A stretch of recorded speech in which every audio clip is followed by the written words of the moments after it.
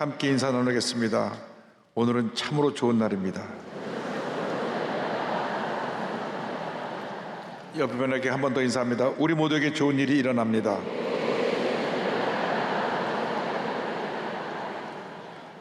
오늘 저는 여러분과 함께 봉독하신 마태복음 28장 18절로 20절의 말씀을 가지고 예수님의 절대지상 명령, 이와 같은 제목으로 함께 은혜를 나누기를 원합니다. 제목을 크게 따라해 주시기 바랍니다.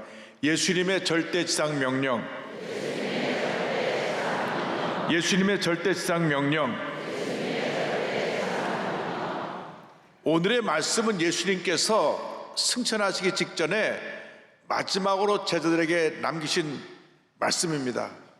이 말씀은 모든 믿는 자들이 반드시 지켜야 될 사명이고 따라야 될 주님의 명령으로 절대지상 명령이라고 말을 합니다.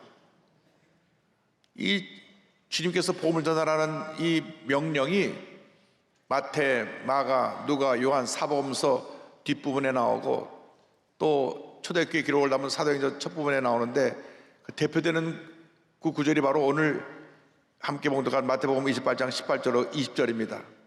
예수님께서 제자들에게 온 천하에 다니며 복음을 전파하라고 말씀하신 것입니다. 선교는 모든 그리스도인들에게 주신 절대 지상 명령입니다. 교회가 행해야 할 첫 번째 사명이고 교회 존재 목적인 것입니다. 선교하는 교회가 부흥하고 선교하는 나라가 부강하게 되는 것입니다. 선교는 내 힘으로 하는 것이 아니라 성령이 임해야 됩니다. 성령이 임하면 권능을 받고 복음의 증인으로 쓰임을 받게 되는 것입니다.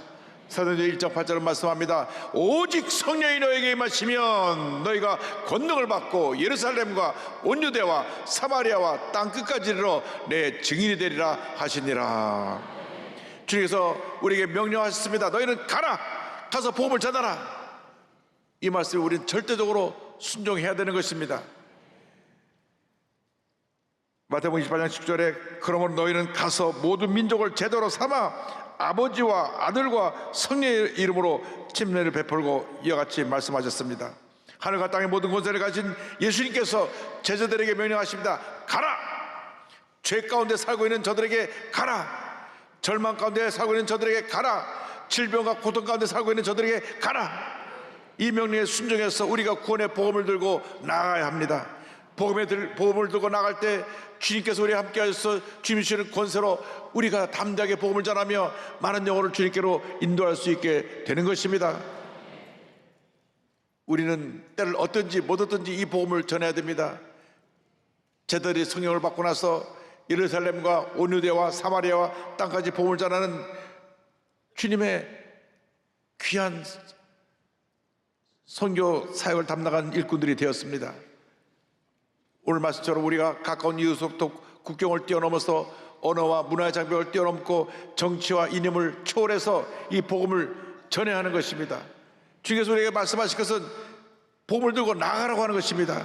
인간적인 편견을 버리고 인종을 초월해서 우리는 가야 합니다. 경제적인 부유함을 갖고 있지만 폭력과 마약으로 병들어가고 있는 저 미국이나 유럽을 향해서도 우리는 가야 합니다. 아직 복음을 들어보지 못한 미 전도 종족이나 복음의 문이 굳게 닫힌 이슬람권, 불교권, 공산권, 저 중국, 북한에도 우리는 가야 하는 것입니다. 복음 들고 우리는 가야 합니다. 교회는 예배하기 위해서 모이는 교회로서의 사명과 역할도 중요하지만 복음을 전파하기 위해서 흩어지는 교회, 가는 교회의 사명도 동시에 감당해야 되는 것입니다. 우리는 흩어져서 모든 사람에게 복음을 전해야 합니다. 스데반 집사가 돌에 맞아 순교했을 때 저들이 흩어져서 복음을 전했습니다. 왜 우리에게 이와 같은 환난이 다가왔는가? 주님 말씀대로 예루살렘과 온 유대와 사마리아 땅까지로 복음을 전하라고 했는데 우리가 예루살렘만 머물러 있어서 이런 환난이 다가왔구나. 그래서 저들이 나가서 복음을 전했습니다. 사도행전 8장 4절입니다. 그 흩어진 사람들이 두루다니며 복음의 말씀을 전할세. 이제 우리가 마음으로만 복음을 전해야지 이것이 아니라 이제는 직접 복음을 전하는 주님의 일꾼들이 되어야 하는 것입니다. 복음의 신발을 단단히 신발끈을 동여 매고 복음을 전하는 그 발걸음은 복받은 발걸음이 될 것입니다. 이사야 50장 7절은 말씀합니다. 좋은 소식을 전하며 평화를 공포하며 복된 좋은 소식을 가져오며 구원을 공표하며 시온을 향하여 이르기를 내 하나님이 통치하신다 하는 자의 산을 넘는 말이 어찌 그리 아름다운고. 어찌 그리 아름다운가. 가까운 이웃으로, 학교로, 병원으로, 직장으로, 사업장으로 우리가 복음을 들고 나가야 되는 것입니다. 나가서 모든 민족을 제자로 삼아야 됩니다. 제자를 삼으라고 성경은 말씀합니다. 모든 민족을 제자로 삼아.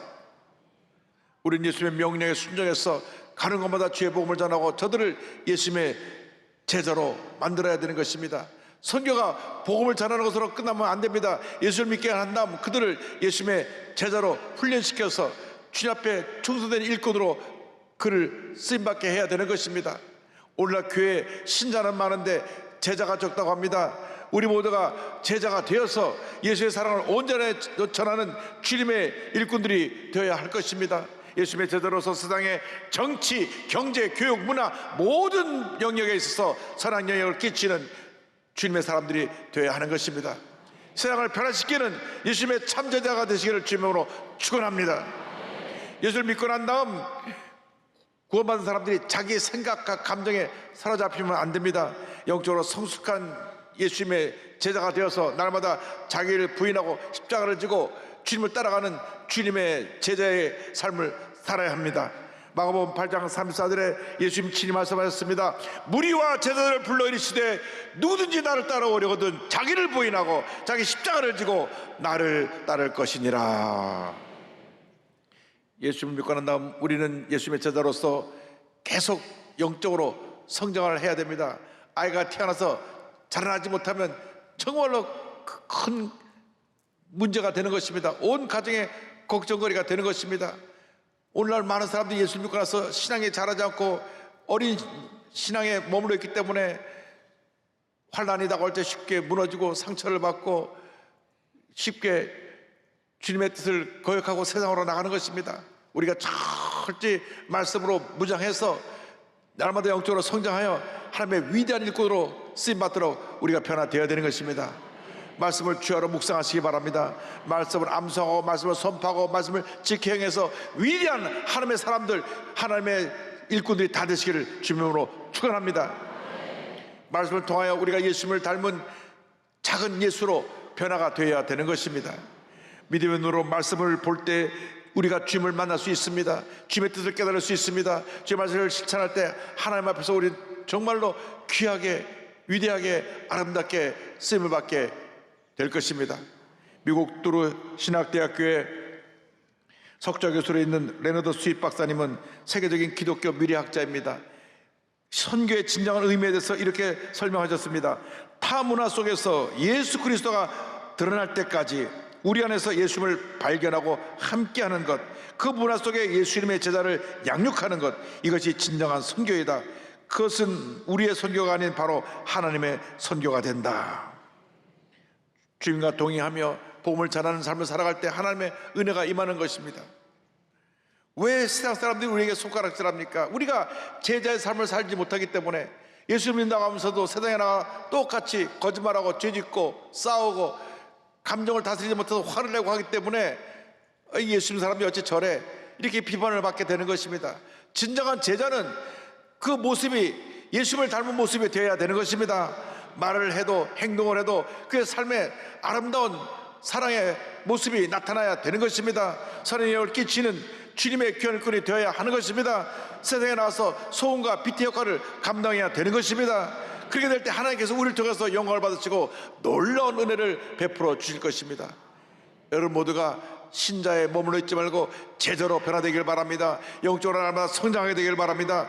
이웃에게 주의 사랑을 전하며 고난당하는 이웃을 사랑으로 돌보고 그들에게 우리의 가진 은혜를 나누어주는 주님의 참된 제자들이 다 되시기를 바랍니다.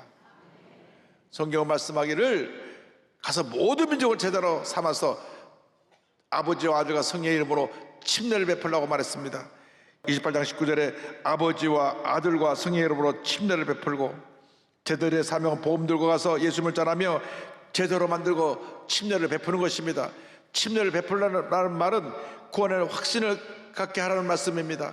아이가 응하고 태어난 다음 동사무소에 가서 아이를 등록해야 그 아이 존재가 인정되는 것처럼 우리가 마음으로 믿고 예수를 영접한 다음 반드시 교회에 와서 침례 받고 교인으로서 신앙생활을 해야 되는 것입니다. 침례를 받는 것은 모든 사람 앞에 내가 하나님의 자녀가 되었다는 것을 공적으로 나타내는 그러한 예식인 것입니다. 네로 황제로부터 시작된 기독교인의 박해가 디오클레티아누스 황제까지 250년 동안 10명의 황제를 거쳐가면서 로마 제국 전역에서 기독교 박멸운동이 진행되었습니다. 네로 황제가 로마시를 새롭게 건설하려고 했습니다. 그래서 그 변두리의 낡은 건물들을 불을 질렀는데 폭동이 일어나니까 그 폭동에 전거하기 위해서 기독교인이 불을 질렀다 해서 그때부터 기독교인의 박해가 시작되는데 기독교인을 붙잡아서 로마 원형 경기장에 사자의 밥에 되어 죽게 하고 불에 태워 죽이고 십자가 달려 죽게 하고 로마 귀족은 모든 재산을 빼앗고 평민으로 만들어서 추방시켰습니다. 이 같은 환난과 핍박이 250년 동안 계속되었습니다. 이런 박해 시기에 예수를 영접한 사람들은 자기 목숨에 위험이 다가올 것을 무릅쓰고 흐르는 물가에 가서 침례를 받았습니다. 나는 예수 믿고 하나님의 자녀가 되었다. 그걸 만만히 공포한 것입니다. 모든 교인들이 나와서 같이 찬송하고 기도하며 흰 세마포를 입혀주고 박수를 치며 기쁨을 함께 나누었습니다. 이렇게 침례받는 것이 중요했습니다. 침례받는 것은 예수를 위해서 내가 죽도록 충성하겠다는 신앙의 결단이었던 것입니다. 결국 313년 콘스탄티누스 황제에 의해서 빌라노 책령이 발표되므로 기독교가 공인되고 박해가 종식되게 되었습니다. 예수님의 제자들이 로마 제국을 변화시킨 것입니다. 로마 제국이 기독교로 변화될 때 그 당시 기독교인과 8%입니다. 8%만 제자화되어 있으면 그 나라는 변화되고 뒤집어지는 것입니다. 우리 대한민국이 변화되려면 8%의 제자들이 이 나라의 귀한 사명을 감당하는 일꾼들이 되어야 하는 것입니다. 진정한 제자들로 변화되면 이 나라는 변화가 됩니다. 문제가 해결되는 것입니다. 사분 오열된 대한민국이 하나가 되고 잘못된 이념들이 떠나가고 동성애 물결이 물러가고 이단들이 물러가고 무속신이 떠나는 역사가 나타나게 되는 것입니다. 우리 모두가 성령 안에서 하나가 되기만 하면 저 휴전선도 무너져서 북한도 복음으로 변화되고 통일되는 놀라운 역사가 일어날 줄로 믿습니다. 복음도가 나갈 때 그 앞에 많은 장애물이 있습니다. 힘들고 어렵고 고통스러운 일이 얼마나 많은지 모릅니다. 그러나 주님께서 함께 하시기 때문에 모든 곳을 가신 주님께서 함께 하시기 때문에 우리는 어떤 어려움도 넉넉히 담당하고 귀한 삶을 감당할 수 있게 되는 것입니다. 우리들은 연약하고 부족하지만 주님이 함께 하신다는 그 약속의 말씀을 붙잡고 나갈 때 위대한 하나님의 역사가 일어나게 되는 것입니다. 사도 바울은 복음을 전하면서 말할 수 없는 고난을 당했습니다. 40에 하나 감암매를 5차례나 맞았습니다. 몽도이로 3차례나 맞았습니다. 감옥에도 들어가고 또 헐보고 굶주리며 고통을 당했습니다. 그러나 하나님께서 함께 하셨기 때문에 그 모든 어려움을 넉넉히 이기고 승리하며 하나님의 영광을 나타낸 귀한 하나님의 일꾼으로 쓰임을 받게 되었던 것입니다. 로마서 8장 31절에 그런 담대히 고백합니다. 그러나 이 일에 대하여 우리가 무슨 말을 하리요? 만일 하나님이 우리를 위하시면 누가 우리를 대적하리요? 사도 바울과 항상 함께 하시던 주님께서 지금 우리와 함께하고 계십니다. 우리가 제자의 길을 갈 때 세상 끝날까지 함께 하신다는 주님의 약속대로 우리와 함께 하시며 위대한 일을, 놀라운 일을 하도록 우리에게 은혜를 베풀고 계신 것입니다. 복음 들고 나갈 때 두려워하지 마십시오. 문제와 어려움에 다가서 위축되고 뒤로 물러서지 마십시오. 강하고 담대한 믿음으로 주님만 바라보고 나가는 여러분 모두 되기를 주님으로 축원합니다. 가나안 정복을 앞둔 여호수아에게 하나님께서 말씀을 주셨습니다. 여호수아서 1장 9절입니다. 내 평생에 너를 능히 대적할 자가 없으리니 내가 모세와 함께 있었던 것 같이 너와 함께 있을 것임이니라. 내가 너를 떠나지 아니하며 버리지 아니하리니 내 평생에 너를 대적할 자가 없을 것이라. 내가 너를 떠나지 아니하고 버리지 아니하리라. 이 약속의 말씀 잡고 믿음으로 전진 또 전진 나가시길 바랍니다. 예수님이 우리의 모든 죄를 짊어지시고 십자가 달려 돌아가시고 3일 만에 부활을 하셨습니다. 예수님만이 온 인류의 희망입니다. 이 예수님을 전해야 됩니다. 예수님을 전할 때 죽어갔던 심령들이 살아나게 되고 주께 돌아오게 되며 하나님의 자녀로 변화되는 놀라운 은혜가 임하게 되는 것입니다. 우리 스스로의 힘으로 이 사명을 감당할 수 없지만 주님이 함께 하셔서 성령의 능력으로 무장되면 우리 넉넉히 이 귀한 일을 감당하도 남게 될 것입니다. 오늘 우리나라가 아시아 최대 기독교 국가가 된 것은 이 땅에 순교자적인 정신을 갖고 와서 헌신한 많은 선교사님들의 열정과 희생이 있었기 때문인 것입니다. 양화전에는 조선 땅에 와서 선교사로 온 지 여러 해 동안 사역하다가 죽은 수많은 사람들의 무덤과 또 1년도 되지 않아 생을 떠난 한 루비 레이첼 캔드릭스 선교사님이라고 하는 무덤도 거기 있습니다.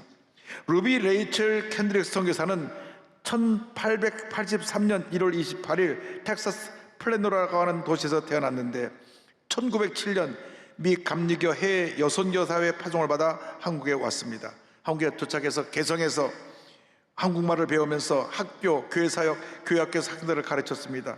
그런데 온 지 1년도 채 되지 않아서 1908년 6월 9일 급성맹장염을 앓게 되고 수술을 받고 회복되지 못하고 열흘 만에 6월 19일 서울 세브란스 병원에서 사망합니다. 그의 나이 25세입니다. 그녀는 죽기 전에 이와 같은 편지를 부모님에게 보냅니다. 아버지, 어머니, 이곳 조선 땅은 참으로 아름다운 곳입니다. 모두들 하나님을 닮은 사람들 같습니다. 선한 마음과 복음에 대한 열정으로 보아 아마도 몇십 년이 지나면 이곳은 예수님의 사랑이 넘치는 곳이 될 것 같습니다. 저는 복음을 듣기 위해 20km를 맨발로 걸어오는 어린아이들을 보며 그들 아래에 있는 하나님의 사랑으로 인해 위로를 받았습니다. 선교 본부에서 철수하라는 지시가 있었지만 대부분의 선교사들은 그들이 전도한 조선인들과 숨어서 아직도 예배를 드리고 있습니다. 그들은 순교를 할 작정인가 봅니다. 오늘 밤은 유난히도 고향으로 돌아가고 싶습니다. 외국인을 죽이고 기독교를 증오한다는 소문 때문에 부두에서 저를 끝까지 말리쳤던 어머니의 얼굴이 자꾸 제 눈앞에 어른거립니다. 아버지, 어머니, 어쩌면 이 편지가 마지막일 수도 있습니다. 제가 이곳에 오기 전 뒤뜰에 심었던 하늘의 씨앗이 자라서 이제 내년이면 온 동네가 꽃으로 가득하겠지요. 그리고 또 다른 씨앗을 만들어내겠지요. 저는 이곳에서 작은 씨앗이 되기로 결심했습니다. 제가 씨앗이 되어 이 땅에 묻히면 조선 땅에는 많은 꽃들이 피고 그들도 여러 나라에서 씨앗이 될 것입니다.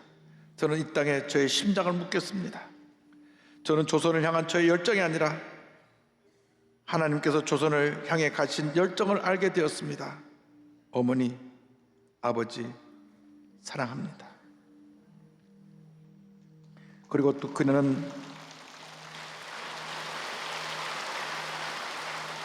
또 한편의 편지를 자기 성교를 후원한 텍사스 에프워스 청년의 이 청년은 18살부터 25세까지 젊은이들로 모여진 선교단체인데 그곳에 편지를 보냅니다. 그 편지에 이와 같은 글이 남겨 있습니다. 내게 1000개의 생명이 있다면 If I had 1,000 lives to give 그 모든 생명을 조선을 위해 바치리라 Korea should have them all. 이 문구는 그녀의 목 위에도 새겨져 있습니다. 그리고 그 서신에 이와 같은 간곡한 부탁이 있었습니다. 내가 죽거든 텍사스 청년들이 10명, 20명, 50명씩 조선에 오게 해달라. 마침 그때 에프워스 청년연합대회가 열리고 있을 때 이 편지가 전달되어서 그 청년들이 그 편지를 읽고 선교의 열정으로 입장되고 선교의 뜻을 모았을 때 그 다음날 죽음의 소식이 전해졌고 수많은 젊은이들이 자원해서 선교에 나서고 한국에 오게 되었습니다. 이 같은 희생이 있었기 때문에 예수님의 절대생명을 실천한 주님의 일꾼들이 있었기 때문에 참 제자들이 있었기 때문에 오늘날 한국이 복음화되고 세계가 복음화되고 하나님의 공에 나타나게 된 것입니다. 우리 모두 주님 앞에 참 제자가 되어 선교사가 되어 주의 복음을 땅까지 전하는 귀한 삶을 감당하는 주님의 일꾼들이 다 되시기를 주님의 이름으로 축원합니다. 우리가 지금은 나그네 되어도 화려한 천국에 머지않아 가리니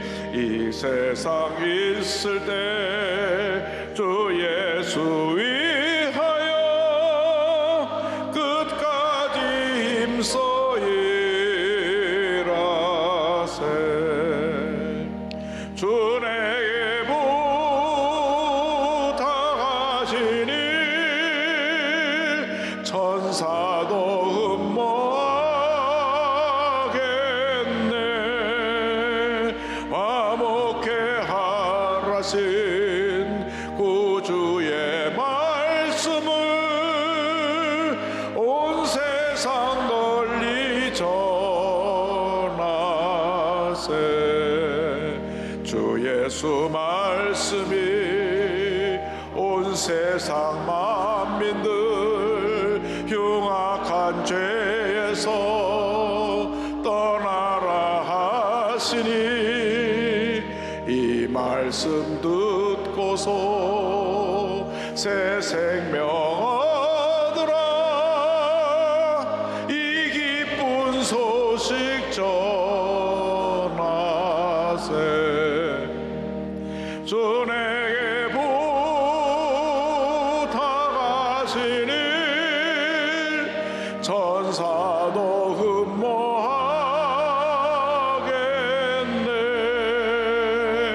화목해 하라신 구주의 말씀을 온 세상 널리 전하세.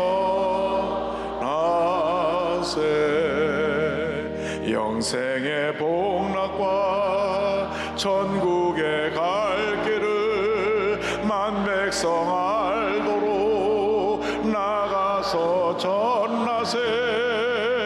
주 예수 말씀이 이 복음 전하라.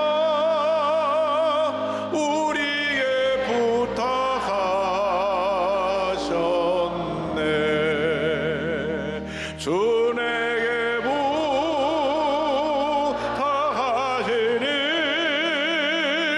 천사도 흠모하겠네.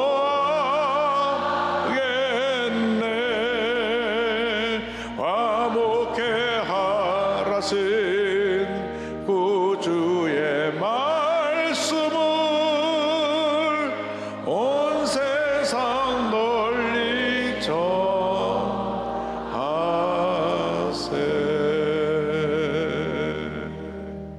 기도하겠습니다. 사랑과 은혜와 자비가 무한하신 하나님 아버지, 우리 모두가 예수님의 참 제자가 되어 주 앞에 가는 그날까지 우리의 모든 것 바쳐 헌신하며 복음의 증인된 삶을 살게 하여 주옵소서. 이 땅에 온 많은 선교사들이 그들의 목숨을 바쳐 헌신하고 복음을 전하여 오늘날 대한민국이 아시아 최대 기독 국가가 되었는데, 이제는 그 선교의 빛, 사랑의 빛을 갚을 때가 되었사오니 우리 모두가 선교의 일꾼이 되어서 우리가 있는 그곳에서 예수의 복음을 전하며 하나님의 영광을 나타내는 주님의 교회 일꾼들이 다 되게 하여 주시옵소서. 예수님의 이름으로 기도 올리옵나이다. 아멘.